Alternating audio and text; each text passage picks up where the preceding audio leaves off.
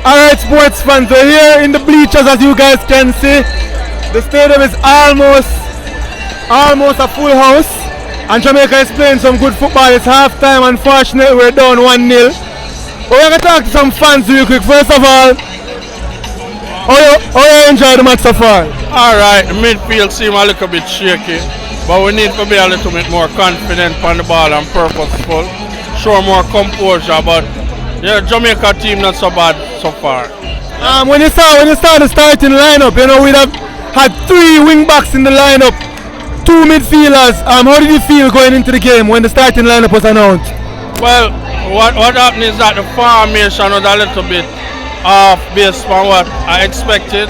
Expected more 4-3-3, but looked like a 4-5-1. So, you know, it's just personnel is the matter and how them execute.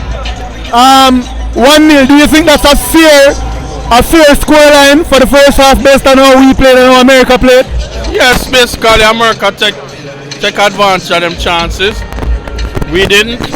So, you know, the scoreline reflect the execution. That's what.